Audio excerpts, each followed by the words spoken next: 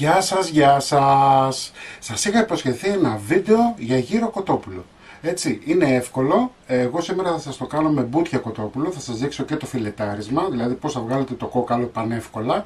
Έτσι, για να μην αγοράζετε πανάκριβα το στήθος. Τώρα, όσες κυρίες και κύριοι θέλουν να φτιάξουν με φιλέτο, απλά θα κόψουν σε φέτες το φιλέτο τους και θα κάνουν την ίδια διαδικασία που θα κάνω και εγώ.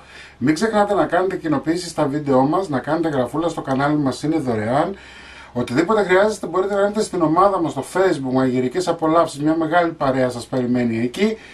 Και τώρα πάμε να σας δείξω τη συνταγή. Λοιπόν, έχω αγοράσει μπούτια κοτόπουλο. Έτσι. Καλό είναι όταν έχουμε να κάνουμε με κοτόπουλο, αφενός να φοράμε γάντια, έτσι, και αφετέρου να χρησιμοποιούμε ένα ξύλο κοπής που το έχουμε μόνο για κοτόπουλο. Εγώ αυτή την πλάκα κοπής την έχω μόνο για κοτόπουλο. Λοιπόν, έχουμε ένα κοτόπουλο, έτσι, έχουμε ένα μπούτι κοτόπουλο μάλλον. Το πρώτο πράγμα που θα κάνουμε είναι να κόψουμε αυτό εδώ το κομμάτι, το οποίο το αφήνουμε στην άκρη. Δηλαδή, με λίγα λόγια, πάμε να βγάλουμε πρώτα τα κόκαλα. Βλέπετε, εδώ έχει τα κόκαλα της ραχοκοκαλιάς. Θα τα πιάσουμε σιγά σιγά και θα πάμε με το μαχαίρι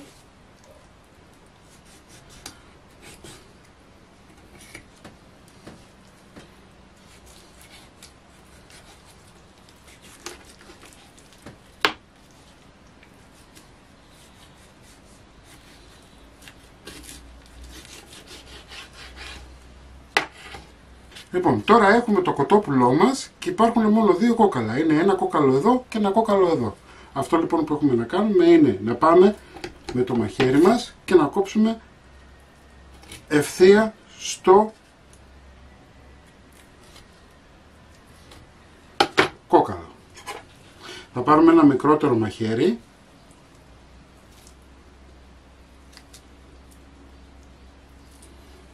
Βλέπετε.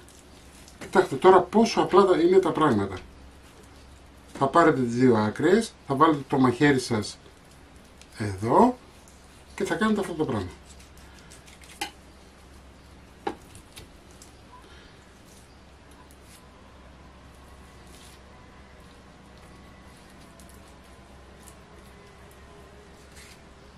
Τώρα, αν δεν θέλετε να μπλέξετε και πάτε σε χασάπι, μπορείτε να πείτε στο χασάπι να σας το κάνει, δεν είναι τίποτα. Λοιπόν, το ένα κόκαλο βγήκε. Εντάξει. Εδώ έχουμε άλλο ένα κόκαλο, το βρίσκουμε και απλά κάνουμε άλλη μία χαρακιά.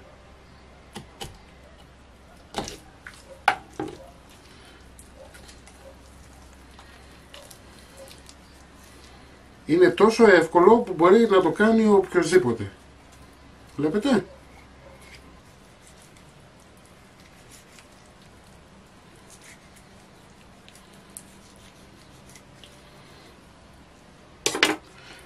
Κοιτάξτε, δεν έχει μείνει τίποτα επάνω. Αυτό που περίσσεψε, τα κοκαλάκια, αν έχετε ζωάκια, τα δίνετε σε ζωάκια. Λοιπόν, το φιλέτο μας είναι έτοιμο. Λοιπόν, εδώ έχω ένα μπολ, θα βάλω μέσα το κοτόπουλο.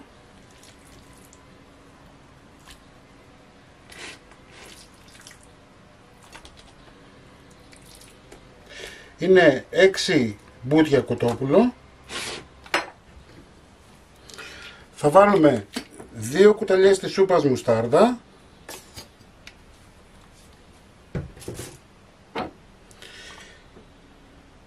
ελαιόλαδο,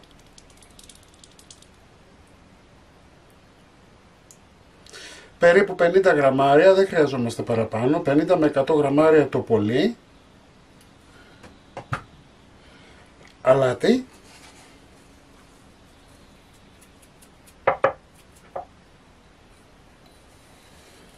θυμάρι.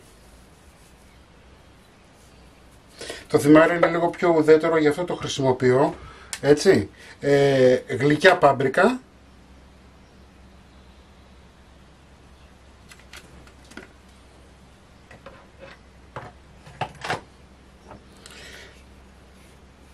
Καπνιστή πάπρικα.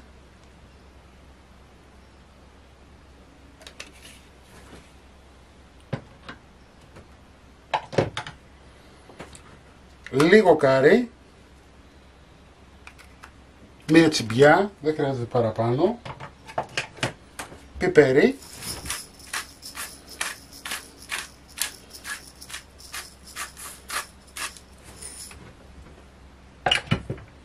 θα στύψουμε ένα λεμόνι,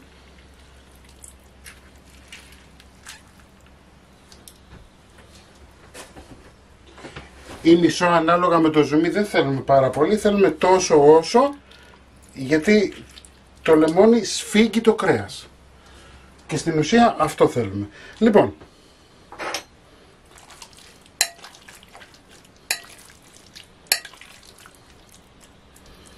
το αφήνουμε όπως έχει για 5-10 λεπτά να μπορέσουν να μπουν λίγο οι γεύσεις και τα αρώματα να αναδειχθούν και θα συνεχίσουμε σε λίγο. Αφήσαμε το κοτόπουλο 10 λεπτάκια, δεν θέλουμε παραπάνω, έτσι. Λοιπόν, θα πάρουμε τώρα το ένα κομμάτι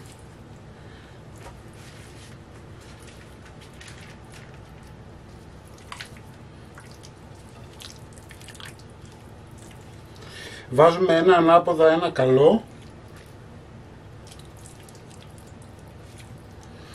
Καλό είναι όταν χρησιμοποιείτε, όταν δουλεύετε κοτόπουλο, να φοράτε γαντάκια. Εντάξει.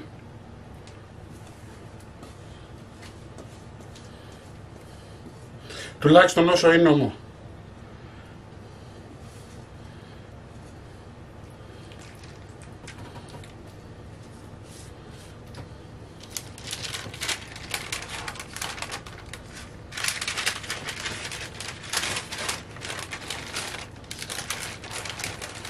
Προστατεύουμε λιγάκι το κοτόπουλο. Έχουμε ανάψει το φούρνο μας 170 βαθμούς αντιστάσεις. Εντάξει.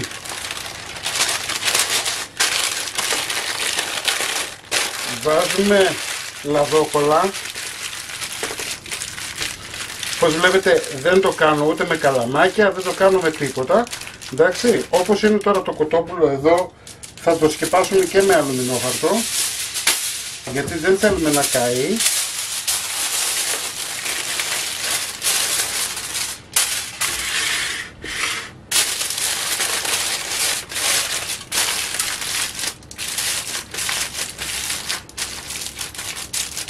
Ωραία. Και όπως είναι τώρα θα το βάλουμε να το ψήσουμε για 3 τέταρτα στους 170 βαθμούς αντιστάσεις. 15 λεπτά μετά έχει αρχίσει ήδη και ψήνεται, έτσι. Ανοίγουμε τη λαδόκολλα τώρα. Θα πάμε για άλλο 1 τέταρτο ψήσιμο στους 200 βαθμούς και αφού ψηθεί στους 200 βαθμούς 15 με 20 λεπτά θα το κόψουμε για να το κάνουμε μερίδες γύρω. 1 τέταρτο μετά, έτσι, ο γύρος μας έχει ήδη σχεδόν ψηθεί. Αυτό που έχουμε να κάνουμε τώρα είναι να ξεκινήσουμε να το κόβουμε κομμάτια. Δεν σας είπα το εξής, μπορείτε, αν δεν θέλετε την πέτσα μπορείτε να την βγάλετε, έτσι. Δεν είναι υποχρεωτική δηλαδή να αφήσετε την πέτσα επάνω. Λοιπόν, κόβουμε κομμάτια.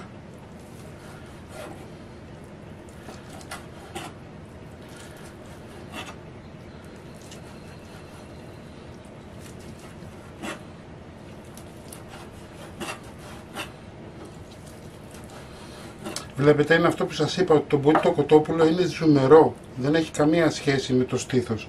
Για όσους βέβαια κάνουν δίαιτα και θέλουν να προσέξουν, μπορούν να βάλουν στήθος. Απλά θα τους βγει λίγο πιο στεγνό.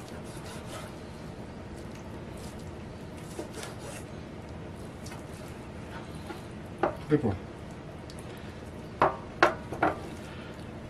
θα το βάλουμε πάλι σε ταψί, γιατί δεν έχουμε τελειώσει, έτσι. Θα του κάνουμε ένα ακόμα ψήσιματάκι για 5-10 λεπτά να πάρει χρώμα. Λοιπόν, κόψαμε το γύρο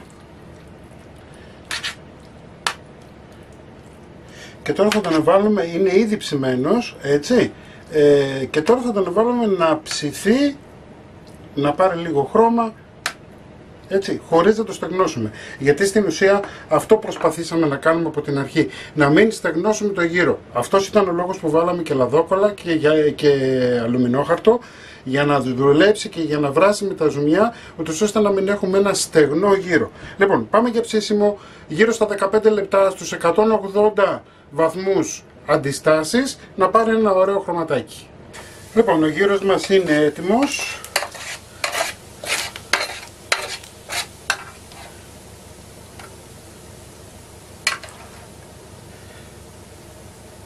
Να το απολαύσετε, είναι αρκετός, είναι πάνω από 1,5 κιλό. Έτσι, είναι βέβαια ανάλογα τα μπουτια που έχετε πάρει, αν είναι μεγάλα, μικρά. Λοιπόν, μην ξεχνάτε να κάνετε κοινοποίηση στα βίντεο μας, να κάνετε εγγραφούλα στο κανάλι μας. Οτιδήποτε χρειάζεστε μπορείτε να έρθετε στην ομάδα μας, Μαγειρικές Απολαύσεις, στο Facebook. Τη συνταγή όπως πάντα θα την εβάλω στο www.magirikesapolavsis.gr και εμείς θα τα πούμε πάλι με ένα επόμενο βίντεο. Γεια και χαρά σας!